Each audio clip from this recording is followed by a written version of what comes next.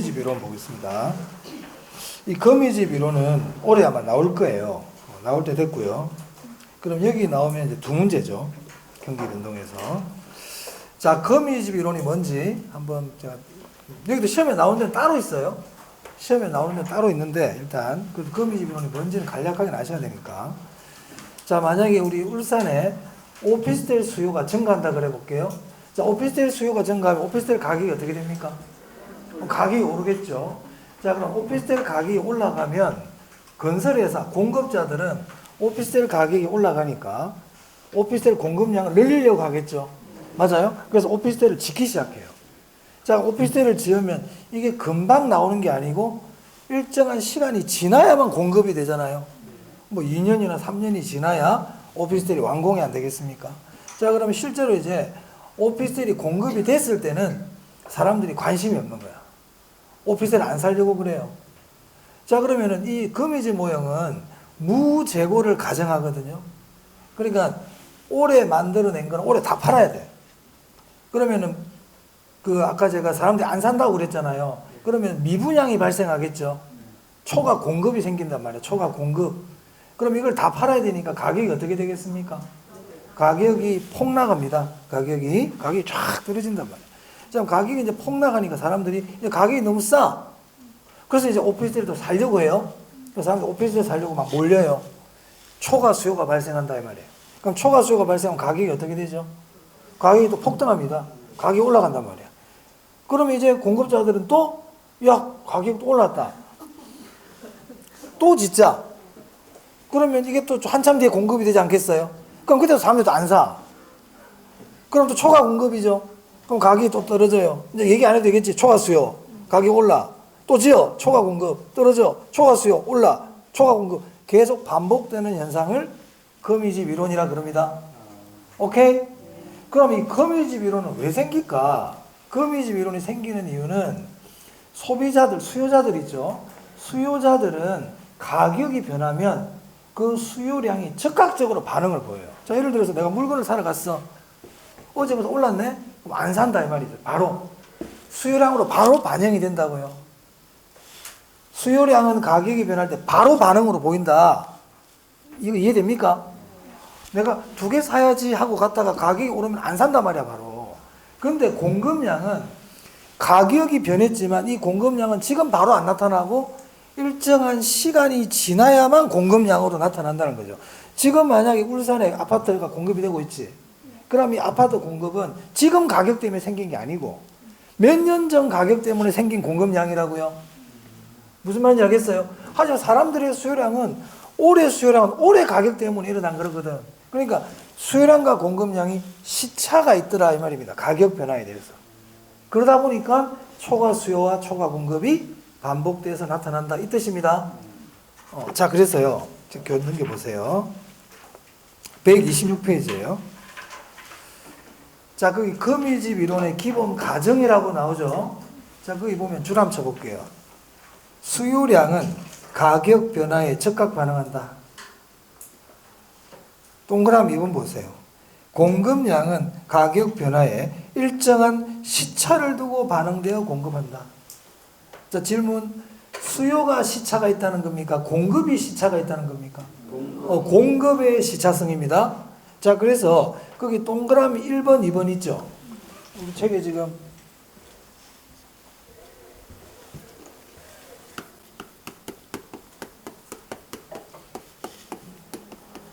제가 동그라미 1번하고 동그라미 2번을 제가 줄을 쳐드렸잖아요. 그죠? 그 앞에 딱 이렇게 묶으세요. 묶어가지고 그 앞에 공간이 좀 있죠? 우리 책에 좀 그 내용이 없어서 제가 적어 드릴 테니까 그 앞에 적으세요.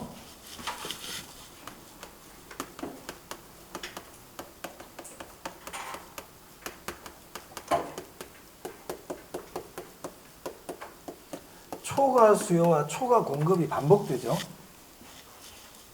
두 번째, 가격의 폭등, 폭락이 반복됩니다.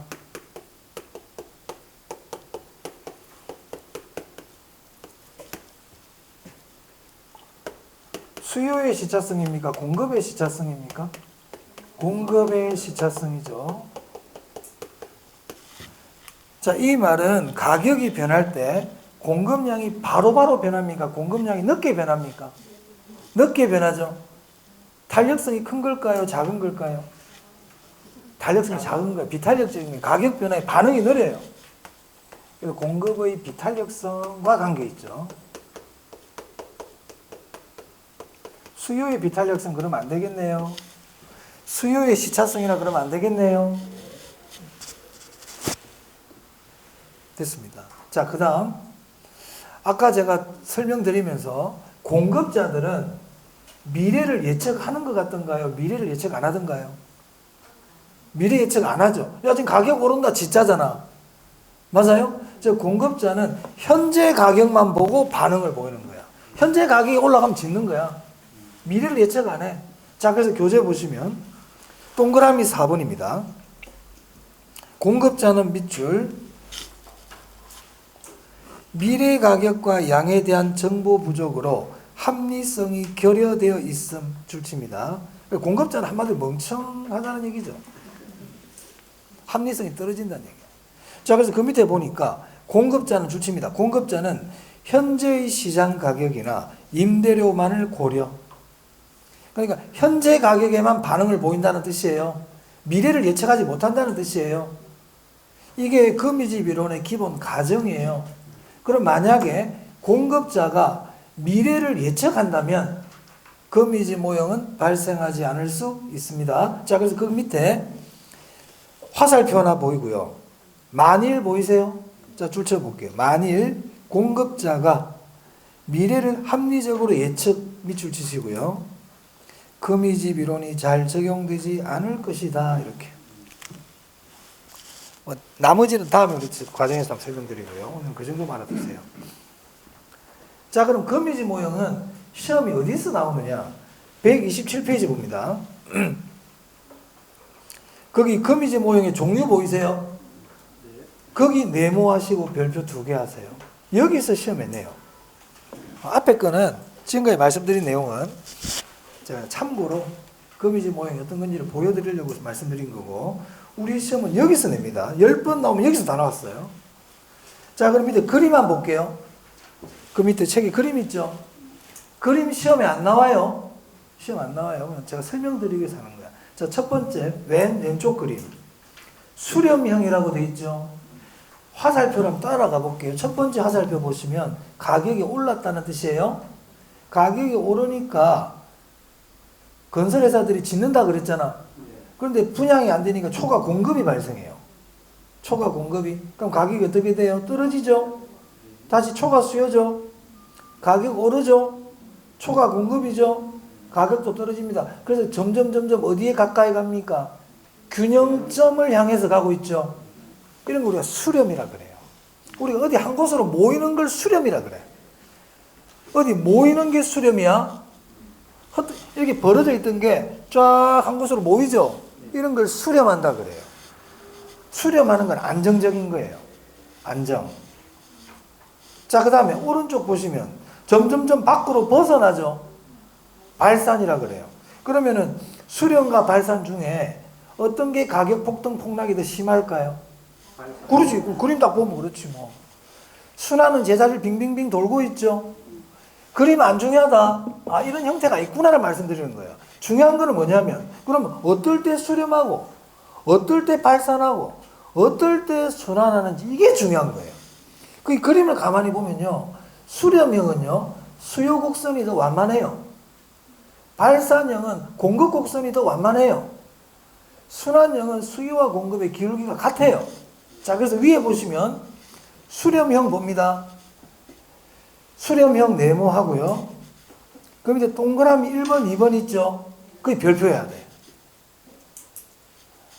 자, 수렴형은 수요 곡선이 공급 곡선보다 더 완만해요.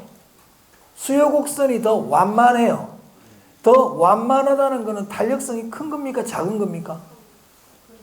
이거 항상 기본이죠. 탄력성이 클수록 완만하다 그랬어요. 그 말은 수요 곡선이 더 완만하다는 얘기는 수요의 탄력성이 공급의 탄력성보다 더 크다는 뜻입니다. 그렇게 적어놨죠? 그러면 완만하다는 얘기는 기울기는 작다는 얘기거든. 그럼 기울기는 어떤 게 더 커요?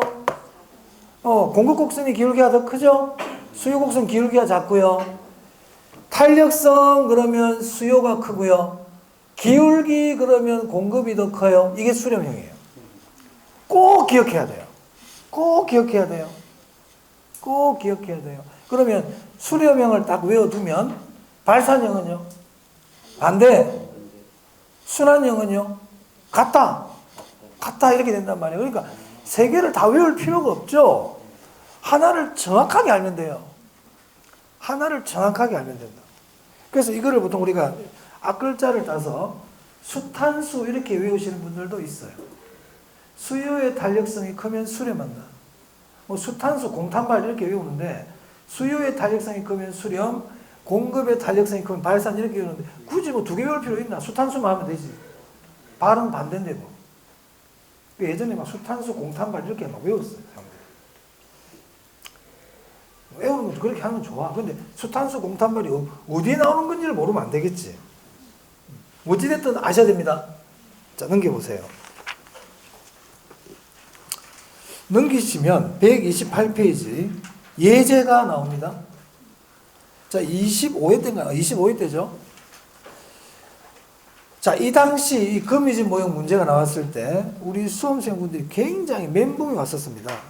자, 이 이전에 거미집 모형의 문제는요, 수요의 탄력성 0.5, 공급의 탄력성 0.7 이렇게 다 가르쳐 줘요. 그래 놓고는 수렴이냐 발산이냐 묻고요. 수요 곡선 기울기 0.8, 공급 곡선 기울기 1.2 다 가르쳐 줘. 가르쳐 줘 놓고는 수렴이냐 발산이냐를 묻는 문제가 대부분이었거든요. 숫자를 다 가르쳐 줬다고요. 그런데 이 당시 문제 한번 봐봐요. 1번. 자, 참고로 이런 문제가 나오면 우리 수험생들 굉장히 싫어해요. 이런 문제를. 왜 싫어하냐면요. 문제가 길고요. 박스 안에 보니까 막 숫자도 나오고요. 굉장히 싫어하죠. 자, 이렇게 문제가 짜증날 때는요. 지문을 한번 보는 것도 괜찮아요. 자, 지문 보니까 지문이 짧죠. 지문이 다 짧잖아. 이런 건 지문을 먼저 한번 보는 것도 괜찮아요. 지문을 봄으로써 위에 문제가 어떤 건지를 파악할 수 있거든요. 자, 거기 보면 지문에 수렴, 발산 이런 말들이 보이시죠? 그럼 이 문제는 거미집 문제예요. 개론에서 수렴, 발산이 거미집 말고 딴 데서 나오는 경우가 없어요. 그럼 이거 거미집이란 말이야? 그럼 그 위에 긴 네 줄의 문제를 읽을 필요가 없어요. 이게 거미집이구나. 자, 그리고 거기 박스 안에 보니까 식들이 나와 있죠. 자, 옆에다 박스 옆에 적으세요. 기울기를 구한다. 이 문제는 우리 보고 기울기를 구하라는 거예요. 이 예전에는 가르쳐 줬거든, 기울기를. 이제 이 문제 이후부터는 기울기를 우리 보고 구하라는 문제가 나오기 시작합니다. 그래서 제가 수업 시간에 늘 하는 얘기 있죠. 안 나오던 게 나오면 그다음부터 어떻게 된다고? 계속 나온다. 이 이후부터는 식으로 묻는 문제들이 계속 나옵니다. 이제. 그 당시도 제가 이런 얘기 했었어요. 앞으로는 식으로 묻는 문제가 나올 거다. 지금 계속 식으로 나오죠. 그럼 오늘 제가 뭘 얘기하려고 그러면요. 기울기 구하는 법 알려드릴 거예요. 기울기 구하는 방법 꼭 아셔야 됩니다. 최근에는 기울기 구하는 방법을 수요 공급에서도 물어봐요. 거미집에서만 물어보는 게 아니고 수요와 공급 파트에서도 기울기를 묻는 문제가 나오기 때문에 기울기를 꼭 구할 줄 알아야 돼요. 자, A시장 볼게요. A시장 보면 이 P는 500-QD 이렇게 나오네요. 이 수요 곡선일까요? 공급 곡선일까요?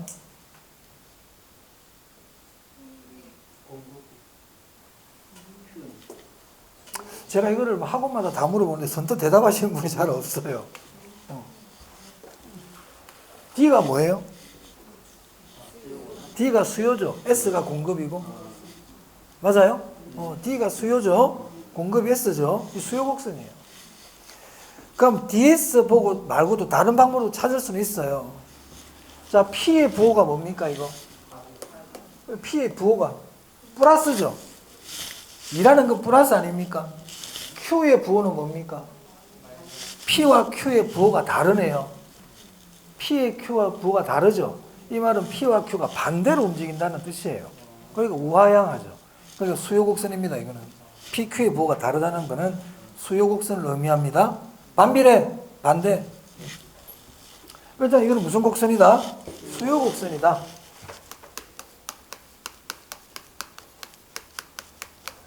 자, 식이 하나 더 있죠. 3P는 300 플러스 4QS. 3P는 300 플러스 4QS네요. 저기 S가 있네요. 공급곡선이죠. 여기 보니까 앞에 플러스 아닙니까? 플러스죠. P와 Q의 부호가 같죠? 그럼 공급곡선인 거예요.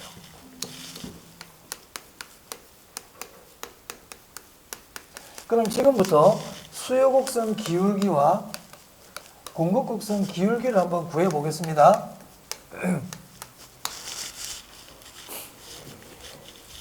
자, 기울기 구하는 방법입니다. 그냥 이 방법은 제가 그냥 만들어낸 말이에요. 책에는 이런 말이 이렇게 표현 안 하거든요. 그냥 제가 편하게 표현하는 거니까 적어두세요. 적어두는 게 좋아요. 자, P 앞의 숫자를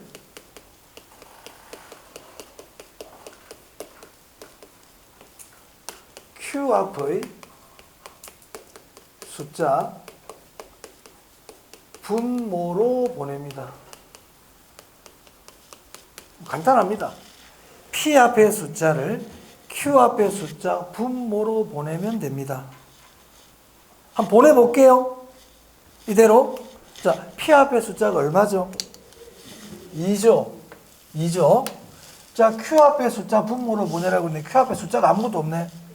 그럼 앞에 뭐가 있다는 얘기입니까? 1이 있다는 얘기죠. 아무것도 없다는 건 1이 생략된 거예요. 그러면 이 2를 어디로 보내라고요? Q 앞의 숫자 어디로 보내라고? 분모로 보내라고요. 분모로. 분모면 1의 위입니까? 아래입니까? 여기로 보내라고요. 여기로. 보내라고요. 그럼 어떤 숫자가 보여요? 마이너스는 필요 없어요. 다 절대값이기 때문에 마이너스는 신경 안 써도 돼. 그럼 어떤 숫자가 보여? 2분의 1이에요. 기울기. 기울기 2분의 1입니다. 자, 이것도 한번 해볼게요. P 앞의 숫자가 얼마인데요? 3이죠. 얘를 어디로 보내라고요? Q 앞의 숫자 분모로 보내라고요. 여기로. 그럼 기울기가 얼마가 됩니까? 이렇게 된다 이 말이죠. 구할 수 있겠어요?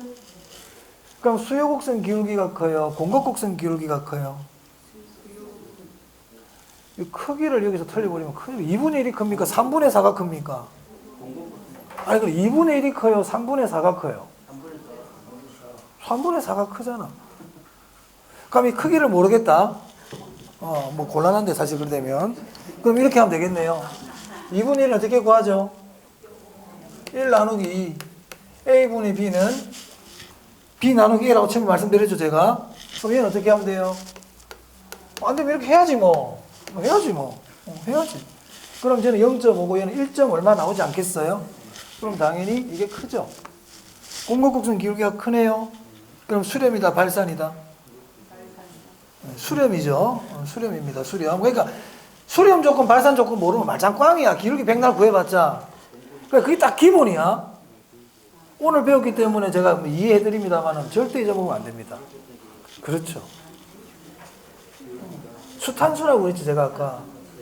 탄력성 수요가 커야 되지만 탄력성이 크다는 얘기는 완만하다는 얘기거든. 그 말은 기울기는 작다는 얘기죠. 맞아요? 본인한테 맞는 방법으로 꼭 외우세요. 중요하기 때문에. 기울기 구할 수 있겠습니까? 그래서 제가 기울기를 구하는 이 방법을 외울 때 여러분들 어디를 실수할 수 있을까요? 저는 이게 여러분 입장에서 한번 생각을 해보는 거예요. 응? 여러분 어디서 틀릴까? P 앞에 숫자를 보내는 건지 Q 앞에 숫자를 보내는 여기서 헷갈릴 수 있죠. 지금은 기억이 나지만 그래서 좀 이상하지만 이해해 주세요. 피해라 이 말이죠. P 앞에 숫자야 피해. 누가 피한다고? P 앞에 숫자가 피합니다. 피해라.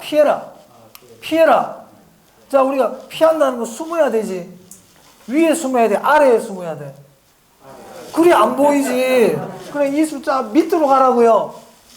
Q 앞의 숫자 밑으로 가라고요. 밑으로. 아래로 숨어라 이 말입니다. 자, P 앞의 숫자야 피해라. Q 앞의 숫자 밑으로. 됐어요? 분모로 가라고요. 자, 그럼 하나 더 해볼게요. B 시장. P는 400 마이너스 2QD입니다. 수요곡선이다. 그죠? 수요곡선이죠. 수요곡선이야. 자, 기울기 한번 구해볼게요.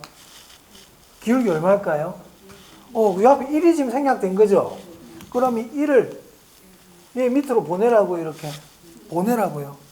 그럼 이게 기울기예요. 1분의 2니까 2네요. 2죠. 자, 공급곡선 보겠습니다. 이 P는 100 플러스 4QS. 공급곡선이다. 그죠? 공급곡선이네요. 그럼 P 앞에 숫자 2를 위로 밑으로 아래로 보내라고요. 그럼 2분의 4네요. 그럼 2네요. 같네요. 기울기가. 그럼 이게 무슨 형이다? 순환형이다. 이렇게 되는 겁니다. 그래서 기울기는 딱 보면 바로 찾을 수 있도록 연습하세요. 한 문제 내볼게요. 더. 3Q는 200 마이너스 2P래요. 자, 기울기 한번 구해볼까요? 그렇게 할 것 같아서 제가 낸 겁니다. 본인들 마음대로 하면 안 돼요. 유광선 올려야지. 마음대로 할 것 같으면, 여러분들 지금 이렇게 막 하고 있잖아. 그래, 이제 봐봐. 이게 항상 우리 수험생들의 딱 이 문제점이 이렇게 딱 드러나요. 제가 분명히 기울기는 어떻게, 이거라고 조금 전에 내가 쇼까지 해가면서 P 앞에 숫자야 피해라. 그렇게 얘기를 했는데도 그거는 그거고, 그냥 내 하고 싶은 대로 할래. 그 앞에 걸 보면 이렇게 하고 있네? 이것도 이렇게 하면 되는가 보다. 3분의 2 해버린다고요. 아시겠어요? 그러면 기울기를 구하라 그러면요. 이게 생각이 나야 돼요. 이거를 생각해야 된다고요. 응? 이게 중요하다니까. 틀렸다는 거 아시겠죠? 2분의 3입니다. 얘가 가야 돼요. 그래서 제가 이렇게 자꾸 얘기하는 이유는 여러분들이 지금도 이렇게 얘기하지만 또 나중에 자기 하고 싶은 대로 해. 민법이든 뭐든 간에 수업 시간 선생님이 이게 중요합니다. 이 개념을 가지고 풀어야 됩니다 했는데 그렇게 해놓고 풀 때는 자기 마음대로 풀어버린다. 내 생각대로. 우리 어린 학생들은 안 그러거든요. 자, 버스에서 내리면 오른쪽 가시면 안 돼요. 관광지 놀러 왔어. 버스에서 내리시면 왼쪽으로 가야 됩니다. 내렸거든. 오른쪽으로 가도 될 것 같아. 오른쪽 가버린다니까. 자기 가고 싶은 데로 가버려. 절대 오른쪽으로 가면 안 되는데. 자, 이거를요. 제가 이건 혹시나 하는 마음에 탄력성으로 뭐 이상하게 구하는 또 방법들이 있어. 그런 거 보면 안 돼. 그냥 내 하는 방식대로 해. 그 잘못된 설명일 수도 있단 말이야. 아시겠습니까? 지금 나는 뭐 구했어요? 이거 뭐 구하는 방법이에요? 기울기 구하는 방법이야? 그럼 저한테 와서 탄력성은 어때? 그런 거 나한테 질문하지 마라. 그건 이상한 거 듣고 가서 나한테 물어보는 거야. 그 점 탄력성을 잘 모르는, 그렇게 구하는 거 아니야, 원래. 뭐 구해라? 기울기. 아시겠죠? 그래, 그럼 저한테 가지고 자꾸 P 앞에 숫자를 보내는데 Q분의 P 이래가지고 Q 앞에 걸 보내가지고 막 질문하고 그래. 그러면 그땐 거꾸로 되는 거예요. 그렇게 되면 그건 탄력성 구하는 거야. 나는 지금 뭐 구했다? 기울기. 탄력성 구하면 그러지 마. 기울기를 구하세요. 왜? 수요 공급도 기울기를 묻지 탄력성 안 물어봐. 수요 공급에서도 내가 이런 문제 나온다고 그랬잖아요. 수요 공급에서도 수요 곡선 주고 기울기 물어봐요. 그럼 기울기 구하는 방법을 알아두면 되지. 거미지 모형에서는 탄력성 구하고 수요 공급에서는 기울기 구하는 방법 헷갈리잖아요. 그냥 기울기만 구하면 다 풀 수 있는데 뭐 때문에 쓸데없는 걸 자꾸 하려고 그럽니까? 그 가르쳐 주는 것 자체가 이상한 거야. 뭘 모르는 거야, 사실은. 꼭 기울기로 하세요. 기울기로 하세요. 기울기로. 자, 됐습니다. 거미지 모형까지 봤어요. 거미지 모형 수렴 조건 수요의 탄력성이 더 크다. 기울기는요, 공급 곡선 기울기가 더 크다. 이게 수렴입니다. 발사는 반대. 자, 그 다음.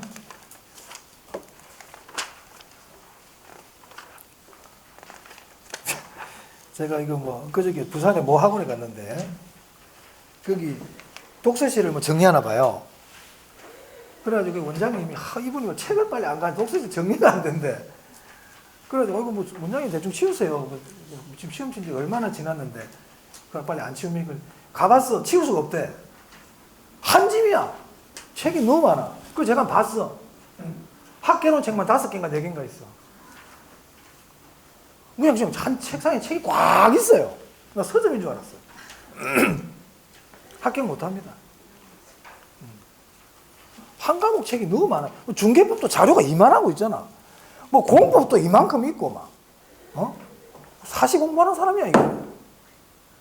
무슨 누가 보면 엄청난 시험, 엄청난 시험 공부하는 줄 알겠어. 우리 중개사 시험 그런 시험 아니에요.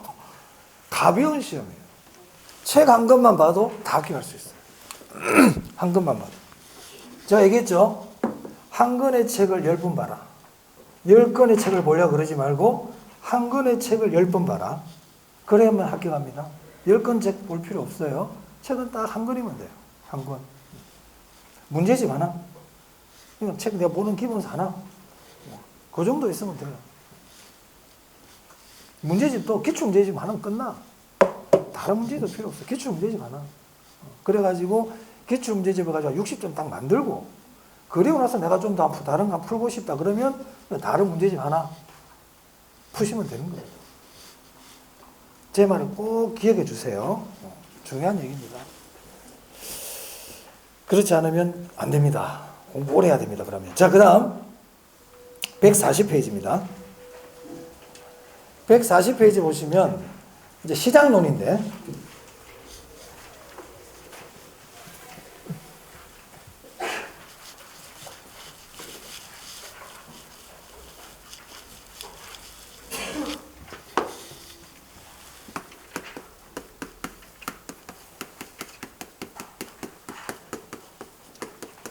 첫 번째가 완전 경쟁 시장과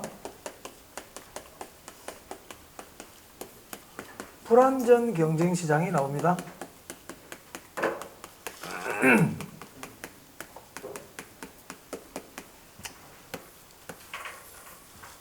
이거는 시험에서 뭐 우리가 완전 경쟁과 불완전 경쟁을 시험 문제로 크게 다루진 않아요. 크게 다루진 않지만 시장론을 공부하기 위한 밑바탕이 돼요. 그래서 아셔야 돼요. 시험을 떠나서 알고 있어야 된다고요.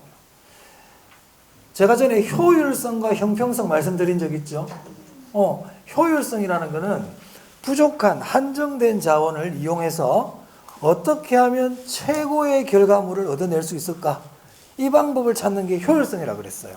그리고 이 효율성을 제가 시장 원리라고도 그랬고 경제 원리라고도 그랬거든요. 맞아요? 그러면서 제가 이 효율성을 우리가 얻으려면 경쟁을 통해서 그게 가능하다 그랬습니다. 경쟁을 붙여놓지 않으면요 최고의 결과물은 안 나옵니다. 그래서 우리 시장 원리를 한마디로 얘기하면 경쟁이다 이렇게 볼 수 있어요. 공산주의는 경쟁 안 해요. 할 이유가 없어요. 걔들은 똑같이 나눠주기 때문에. 자, 그래서 시장 원리는 경쟁이라고 생각을 해야 돼. 경쟁. 자, 그러면 경쟁을 할 때는 불공정한 경쟁을 해야 됩니까? 공정한 경쟁을 해야 됩니까? 당연하죠. 우리가 공정한 경쟁을 해야만이 최고의 결과가 나올 수 있는 거예요. 경쟁 자체가 불공정하잖아? 그럼 우리가 최고의 결과는 어떨 때 나옵니까? 내가 열심히 하면 보상이 따를 거야. 이런 기대가 있어야 안 되겠어요? 나중에 이제 우리 외부 효과가 돼서 공부를 하겠지만, 내가 이걸 열심히 해서 내가 좋은 성과를 내면 나에게 상을 줄 거야. 이런 기대가 있을 때 최선을 다하겠죠. 최선을 다해야만이 최고의 결과가 나오는 겁니다. 그래서 우리가 최유용을 최고 최선의 용이라고 그러죠. 그러니까 보상이 따라야 돼. 그럼 보상이 따르려면 그 경쟁 자체가 또 공정해야 안 되겠어요? 열심히 한 사람한테 아무런 보상이 없고 열심히 안 한 사람한테 보상이 있다든지 나는 하고 싶은데 못하게 한다든지 넌 하지 마. 너만 해. 이러면 공정한 경쟁이 될 수 없잖아요. 맞아요? 그래서 우리가 공정한 경쟁이 이루어지는 시장을 완전 경쟁 시장이라고 부릅니다. 그 이름부터가 완전 경쟁이잖아. 이름을 그냥 붙이는 게 아니에요. 그럼 여러분 완전 경쟁 시장은 경쟁이 완전한 시장이다 이렇게 생각하면 돼요. 경쟁이 완전해. 그럼 경쟁이 완전하려면 조건이 있어야 안 되겠어요? 조건이 필요하단 말이야. 그래서 완전 경쟁이 되기 위한 조건이 4가지가 나와요. 자, 141페이지 보세요. 그 표가 있어요. 맨 밑에, 141페이지 맨 밑에. 표 보이세요? 자, 그 완전 경쟁 시장 봅니다. 자, 완전 경쟁 시장에 조건 4가지가 있는데, 자, 줄쳐 볼게요. 다수의 수요자와 공급자. 다수 동그라미. 여기 수요자와 공급자를 우리는 다른 말로요, 시장 참여자라고도 그래요. 수요자, 공급자는 시장에 참여하는 사람이에요. 이 사람들이 다수여야 돼요. 여기서 다수라는 얘기는 많다는 개념보다는 누구나라는 뜻으로 보시면 좋아요. 누구나 참여가 가능하다는 거예요. 그래야만이 완전한 경쟁이 안 되겠습니까? 우리 공인중개사 시험 보는데 울산 분들은 응시하지 마세요. 말이 안 되죠. 그죠? 중학생은 응시하지 마라. 안 되죠. 우리 공인중개사 응시 자격 제한 없어요. 제한 없어요. 그 경쟁 자체를 완전하게 해주려고 하는 거잖아요. 자, 그럼 두 번째. 동질적 상품에 동질적 동그라미 별표하세요. 거기. 앞으로 동질적이라는 말이 나오잖아요. 그러면 완전 경쟁을 의미해요. 공인중개사 시험 보는데 울산 사람, 부산 사람, 서울 사람 시험지가 다르면 되겠어요? 안 되겠죠. 똑같은 상품을 가지고 해야 안 되겠습니까? 1반에 들어가 있는 시험지하고 2반에 들어가 있는 시험지가 다르면 됩니까? 안 되죠. 그렇습니다. 자, 그 다음 보세요. 시장 진입의 탈퇴가 자유로워야 돼요. 내가 들어가고 싶으면 마음대로 들어가고요. 나오고 싶으면 마음대로 나올 수 있어야 돼요. 야, 너 못 들어와. 그리고 한 번 들어오면 못 나가. 이러면 안 된다는 얘기죠. 완전히 자유로워야 돼요. 아무런 비용 부담도 없어. 그냥 막 들락날락해. 이런 거 생각하면 돼. 카페 가입했다가 탈퇴했다가 가입했다가 탈퇴했다가 이런 거 비슷한 거예요. 카페 가입할 때 돈 듭니까? 탈퇴할 때는요. 완전히 자유로워. 그래서 우리가 인터넷이 발달하면 완전 경쟁에 가까워져요. 그래서 공산주의 애들은 이 인터넷을 제일 두려워해요.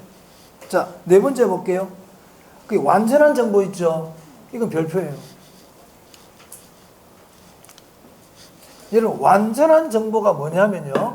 완전한 정보라는 거는 모든 사람들이 다 안다고 생각하면 돼요. 네가 아는 거 나도 알아. 내가 아는 거 이 사람도 알아. 다 똑같이 알아요. 모르는 게 없어요. 그게 완전한 정보예요. 자, 그러면 이런 완전한 정보에서는 정보 비용이라는 게 있을까요? 없어요. 우리가 정보 비용이라는 거는 내가 모르는 고급 정보를 얻기 위해서 지불하는 비용이 정보 비용이에요. 그런데 완전한 정보에서는 고급 정보라는 게 있을까? 없어. 다 아는데 무슨 고급 정보야. 야, 좋은 정보 하나 알려줄게. 안 해도 돼. 나 다 알아. 정보 비용이 필요 없다는 거예요. 그래서 완전한 정보 옆에 정보 비용 제로라고 되어 있죠. 적어주세요. 정보 비용이 존재하지 않는다 이 뜻이에요. 정보 비용이 존재하지 않는다. 그게 0이라는 뜻입니다. 지금 안 적어도 알겠는데 아니야 적어. 우리 못 믿겠어. 정보 비용 0이라는 건 정보 비용이 존재하지 않는다는 뜻입니다. 자, 그러면 지금 완전 경쟁 시장 조건 4개 얘기했죠. 이 4개가 다 만족해야 완전 경쟁이에요. 자, 그런데 그건 참 아시면 되고, 그런데 우리 시험에서는 이 조건 4개를 다 붙여서 완전 경쟁을 해야 되지만 지명관계상 우리가 문제를 풀 때는 동질성이라는 말이 나오잖아요. 그럼 완전 경쟁이구나 이렇게 생각하세요. 응? 원래는 아닌데 문제 풀 때는 그렇게 풀란 말이야. 동질성이라는 말이 나오면 출제자의 의도는 뭐다? 완전 경쟁이다. 자, 마찬가지로 정보 비용이 존재하지 않는다 이렇게 하잖아요. 그럼 여러분들 뭐로 보고 풀으라고요? 완전 경쟁이다 이렇게 보고 풀으라고요. 오케이? 자, 그럼 이제 오른쪽 불완전 경쟁 보세요. 수요자 공급자가 다수다 소수다? 소수. 동그라미 소수야. 동질적이다 이질적이다? 이질적 동그라미. 이질적이 개별성입니까? 개별성 동그라미. 개별성 별표. 그럼 제가 조금 전에 동질적 그러면 완전 경쟁이라 그랬지? 그럼 개별성 딱 나오면 뭔데요? 그렇지. 개별성 딱 나오는 순간 불완전 경쟁이야. 개별성 딱 나오면 불완전 경쟁이라고요. 그래서 우리 전에 토지의 자연적 특성할 때 개별성 일물일가가 성립 안 된다고 그랬잖아요. 그 불안전 경쟁이기 때문에 나중에 나오겠지만, 그래서 개별성 그러면 불안전 경쟁입니다. 개별성 불안전 경쟁입니다. 잊어먹지 마세요. 자, 그 다음 진입과 탈퇴가 곤란해요. 들어가기도 힘들고요. 팔고 나오기도 힘들어요. 부동산 시장, 불안전 시장은. 자, 그리고 그 밑에 중요합니다. 불안전한 정보입니다. 그럼 불안전한 정보는 정보 비용이 있다 없다? 있다. 정보 비용이 있다. 아까 완전 경쟁이 없다고 그랬잖아요. 그러니까 불안전 경쟁 정보 비용 있겠죠? 있습니다. 있습니다. 우리 부동산 시장 완전입니까? 불안전입니까? 불안전이에요. 완전 경쟁 시장은 존재하지 않습니다. 실제로 우리 존재하는 모든 시장은 불안전 시장이에요. 불안전 시장. 됐나요? 자, 오른쪽 심화. 심화에 보시면 완전 경쟁 시장의 특징이라고 있죠. 보이세요? 거기 네모하세요.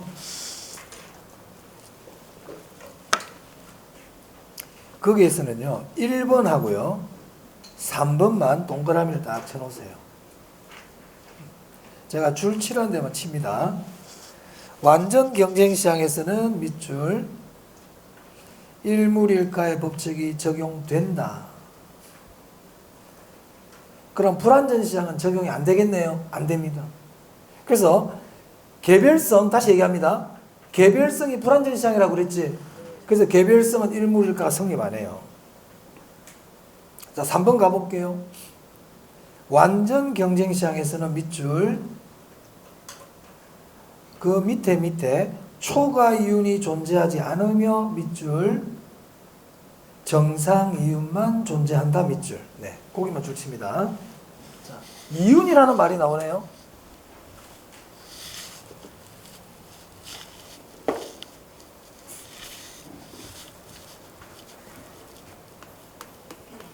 자, 이윤은요 정상 이윤이 있고요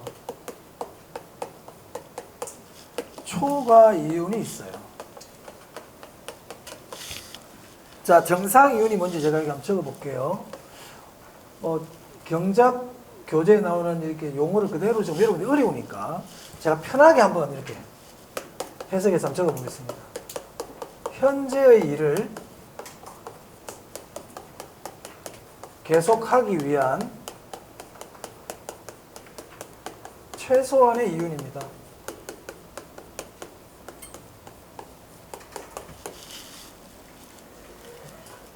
일종의 기회비용이에요. 자, 제가 식당을 해요.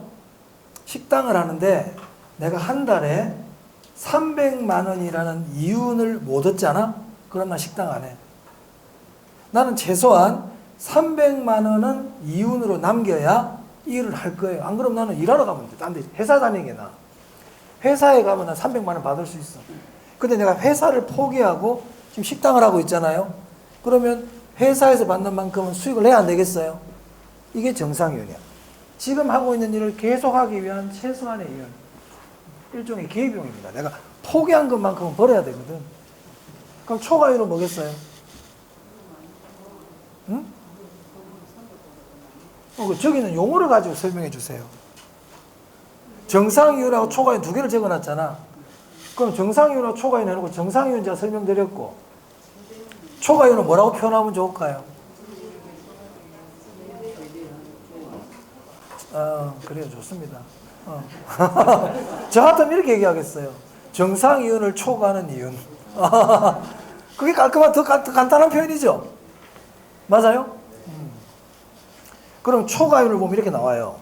정상이윤을 초과하는 이윤. 이렇게 나오거든. 그러면 공부하는 사람들은 그럼 정상이윤이 뭐지? 정상이윤을 알아야지. 그래, 정상이윤 이거라고요. 그럼 정상이윤과 초과이윤 아시겠습니까? 자, 그런데 완전 경쟁 시장은 초과이윤이 있다 없다? 없다는 거예요. 만약에 우리 학원 옆에 과일 가게가 하나 있어요. 과일 가게. 이 과일 가게에서 초과이윤을 얻는다고 한번 볼게요. 초과이윤을 얻는다는 거는 정상이윤을 초과하는 이윤을 얻고 있다는 얘기잖아. 자, 이 과일 가게는 한 달에 500만 원만 벌면 정상이윤이야. 근데 여기 지금 장사가 너무 잘 돼가지고 한 달에 1,000만 원, 2,000만 원 이렇게 막 이윤을 내고 있다 이 말입니다. 무슨 말 알겠어요? 그럼 여기는 어떤 일이 일어날까 이 동네? 응? 이 동네는 앞으로 어떤 일이 일어날까? 난 보이는데 난 눈에 어떻게 될지. 과일 가게가 많이 생겨요. 지금 우리가 완전 경쟁 시장이잖아요. 그럼 과일 가게가 바로 생깁니다. 바로 생긴다고. 시장 참여자 다수라고 그러죠. 누구나 가능해. 자격 제한 없어. 동질적이라고 그랬죠. 이 아주머니가 파는 사과가 똑같은 사과 갖고 올 수 있어요. 그리고 진입과 퇴거가 자유롭다 그랬잖아요. 자, 과일 가게 하면 돈 들지. 보증금도 걸어야 되고. 그거 필요 없다는 거야. 우리 여러분 혹시 그 네이버에 스토팜인가? 응? 쿠팡. 뭐 파는 거 있지? 그거 나 오늘 전화 가서 네이버에 스토어 하나 만들 수 있는데 나. 돈 들어 안 들어? 안 들어요. 조금 그냥 세무서 가가지고 그 통신거래 사업자 신고만 하고요. 그냥 바로 개설하면 돼요. 그런 개념이야. 그게 바로 가격에 들어올 수 있다고요. 계속 들어오는 거예요. 언제까지 들어올까요? 초과이윤 없어질 때까지. 초과이윤 없어질 때까지. 내가 이 일을 하기 위한 최소한의 이윤만 벌을 수 있을 때까지 계속 들어옵니다. 무슨 말 알겠어요? 그럼 결국 나중에는 이 시장은요, 전부 다 초과이윤은 없고요. 뭐만 보게 된다? 그렇죠. 정상 이윤만 얻게 돼요. 그리고 앞으로 초과이윤을 볼 수 없다 이런 말이 나오면요, 손해본다 이러면 안 돼요. 초과이윤을 볼 수 없다는 말은요, 정상 이윤만 얻는다 이 뜻입니다. 손해본다 그러면 안 돼. 손해본다는 말은 논외야. 손해보면 안 해야지. 그럼 말할 필요도 없는 얘기고, 초과이윤을 얻을 수 없다 그러면 무슨 뜻이다? 정상 이윤 얻는다 이 뜻입니다.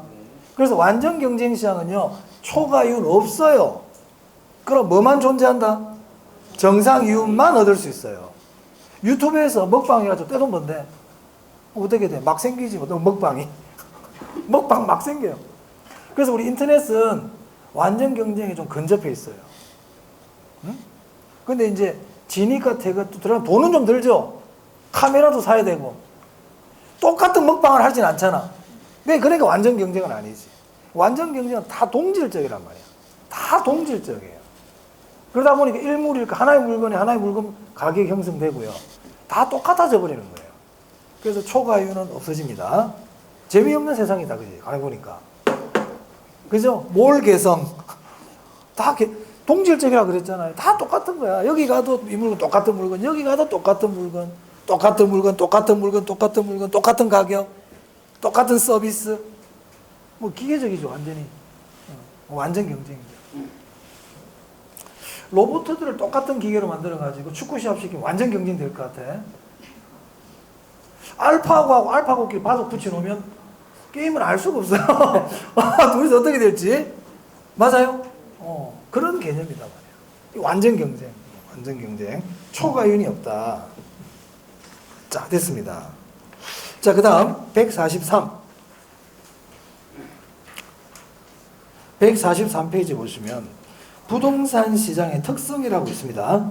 거기 네모, 부동산 시장 특성 네모. 별표 한 개만 할게요. 여기는 시험에 한 번씩 내요. 자, 그러면 이 부동산 시장의 특성은요, 우리 부동산의 특성이 있었죠. 부동성, 부정성, 영속성, 개별성 그런 게 있었잖아요. 그거와 관계가 있겠죠. 아무래도 부동산의 특성하고 부동산 시장 특성 관계가 있습니다. 제목만 보면 되겠습니다. 자, 양가로 1번.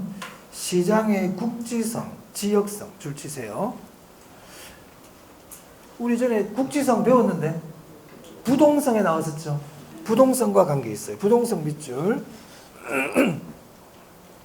그래서 그 밑에 국지성 밑에 보면요, 지역이라는 말이 많이 나올 거예요. 굳이 안 봐도 돼요. 지역이라는 말이 많이 나와. 자, 양가로 2번입니다. 거래의 비공개성입니다. 비공개성은 어디서 나오더라? 개별성. 개별성 밑줄. 자, 거래가 비공개적이라는 얘기는 거래가 공적이라는 겁니까? 사적이라는 겁니까? 사적이다. 그래서 그 둘째 줄에 고도의 사적이고 그렇게 돼 있죠. 공적 그러면 안 돼요. 자, 그러면요. 거래가 비공개적이면 그 사람들이 거래가 어떻게 되었는지를 알아내기가 쉬울까요? 어려울까요? 어렵겠죠. 그러면 그걸 알아내려면 그걸 정보 탐색이라 그래. 정보 탐색 비용이 많이 소요된다, 적게 소요된다? 그렇죠. 그래서 그 밑에 보세요. 정보 탐색 비용이 많이 소요된다. 지금 뭐 하고 있죠? 거래의 비공개성. 맞아요? 거래의 비공개성 하고 있습니다. 자, 그 다음에 상품의 비표준화입니다. 비표준화도 개별성이죠. 그래요? 그래서 맨 밑에 대량 생산이 어렵죠. 표준화가 안 되니까 대량 생산이 어려워요. 자, 그 다음 4번입니다. 부동산 시장은 조직화가 어렵죠. 비조직성. 조직화가 어렵다. 이것도 뭐와 관계 있어요? 개별성. 그래서 부동산 시장은 공개가 안 되고요. 조직화가 어렵고요. 표준화가 어려워요. 개별성.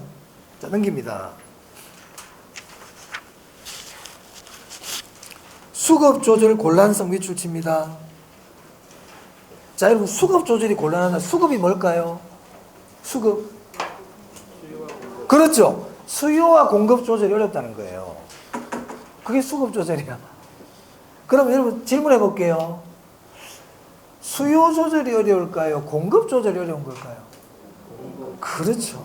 항상 여러분 머릿속에 부동산은 공급 조절이 어렵다. 그걸 우리 이렇게 표현해. 공급이 비탄력적이다. 자, 그 밑에 볼게요. 둘째 줄. 공급이 비탄력적이므로 보이세요? 아까 거미지 모형도 이런 거였잖아. 거미지 모형도 공급하는데 시간이 많이 걸리잖아요. 수요는 즉각적으로 반응을 보이는데, 그래서 항상 우리는 공급이 비탄력적 이 말을 꼭 기억해 줘야 돼요. 만약 시험 지문을 읽는데 공급이 탄력적이므로 아니에요. 부동산 시장은 공급이 탄력적이므로 X야. X. 그래서 그 밑에 보시면 공급이 비탄력적이므로 돼 있죠? 그래서 수급 조절이 곤란하다고요. 그럼 여러분 수급 조절이 곤란하면 어떻게 될까요? 가격에 왜곡이 생겨요. 아까 비탄력적일수록 가격이 많이 변한다고 그랬지. 그래, 그거 다 관련이 다 있어요. 가격의 변화가 많이 일어난단 말이에요. 비탄력적이기 때문에. 그래서 단기적으로 가격이 왜곡될 가능성이 크다. 보이세요? 줄 치세요. 단기 동그라미. 자, 그렇지. 이렇게 기억합니다. 부동산 시장은 단기에 가격이 왜곡될 가능성이 커요. 그럼 단기 말고 장기 그러면 돼, 안 돼? 제가 전에 장기는 그런 거 없다고 그랬습니다. 장기는 초과 이윤, 손실, 왜곡 이런 게 안 일어난다 그랬어요. 기억나세요? 제가 전에 단기, 장기 할 때 말씀드렸는데 또 잊어먹으실 수도 있겠네. 단기의 왜곡, 장기 왜곡 그러면 안 돼요. 자, 6번 볼게요. 매매의 장기성입니다. 사고 파는데 시간이 오래 걸린다는 뜻이야. 여기서 장기는 시간이 오래 걸린다는 뜻이에요. 그럼 우리가 부동산을 팔기가 쉽다는 거야, 어렵다는 거야? 황금성이 낮아서 그래서 단기에 왜곡이 될 수 있죠. 자, 그 다음 7번입니다. 법적 규제가 많나요? 우리 부동산 시장 법적 규제가 많습니까? 네. 많습니다. 과다. 우리 부동산은 사회성 공공성이 강한 제약이기 때문에 정부가 규제를 많이 합니다. 법적 규제가 많다. 자, 8번 밑에 여백 있죠? 그게 제가 한번 적어 드릴 테니까요. 좀 적으세요. 뭐가 좀 빠져 있는데. 그 밑에 이렇게 9번 이래 가지고요. 별표 한 개 하고요.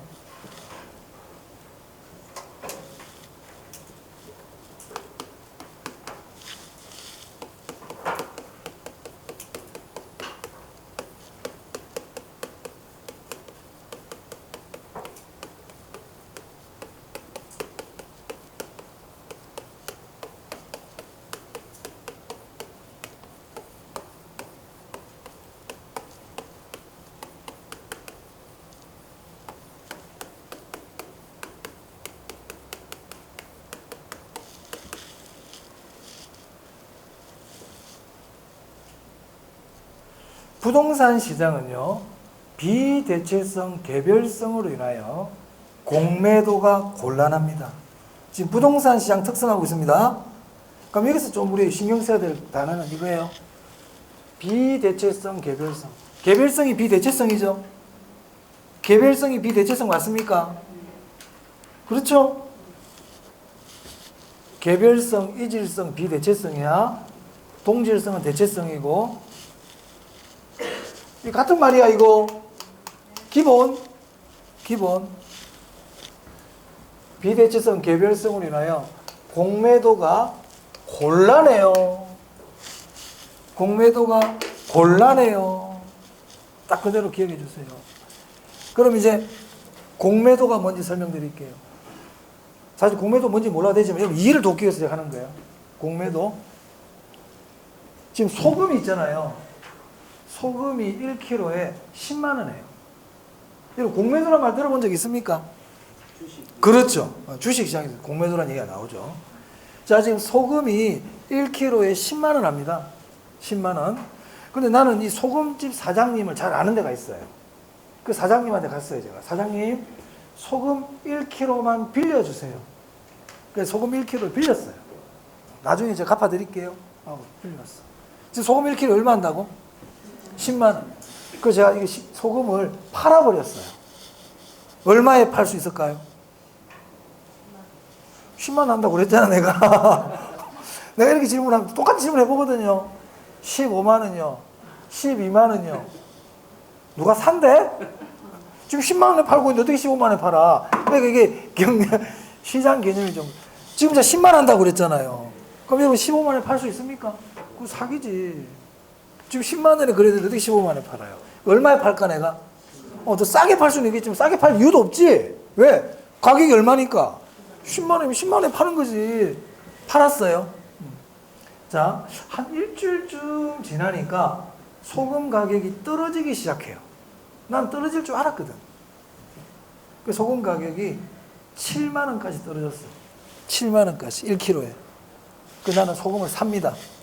1kg를 얼마 주고? 7만 원 주고 샀어요. 그럼 이들 어디 갑니까? 아까 빌렸던 소금집으로 갑니다. 사장님 소금 잘 썼습니다 하고 갚아줍니다. 나 얼마 벌었어? 그렇지. 이게 공매도야. 예? 주식시장도 이렇게 한다고요. 보통 주식시장에서 공매도가 일어나면 주가 하락 신호죠. 가격이 떨어질 줄 알고 하는 거예요. 그럼 우리가 뭐 나중에 뭐 참고사항입니다. 자, 그래서 공매도를 한다는 얘기는 기본 전제 조건이 있어야 돼. 내가 여기서 빌린 소금하고 시장에서 사서 갚아줄 소금하고 달라야 됩니까? 같아야 됩니까? 달라야 된다고요. 여기 꽃소금 빌리는데 돌소금 갖다 주면 돼요, 제가? 같아야 되겠죠. 그래서 우리가 공매도가 되려면 상품이 동질적이어야 돼요. 무슨 말 알겠습니까? 그래서 우리 부동산은 동질성이다, 개별성이다. 비대체성이잖아요. 그래서 공매도가 안 돼요. 그럼 주식시장은 됩니까? 됩니다. 삼성전자 주식 똑같거든. 그럼 삼성전자 주식을 빌려가지고 내가 팔아. 그리고 삼성전자 주식이 떨어지면 사가지고 갚아주는 거예요. 깨미들은 하기 힘들지만 그게 공매도입니다. 주식은 가능한데 부동산 시장 된다 안 된다? 안 돼요. 또 제가 이렇게 얘기했더니 선생님 그럼 주식시장은 완전 경쟁입니까? 아니. 완전 경쟁 시장은 상품이 동질적이고 다른 것도 다 만족해야 돼. 주식시장에 삼성전자 주식만 있는 건 아니잖아요. 그죠? 아니지. 완전 경쟁 없어요. 자, 됐습니다. 자, 이 정도 보고 이제 조금 쉬었다가 효율적 시장 하도록 하겠습니다.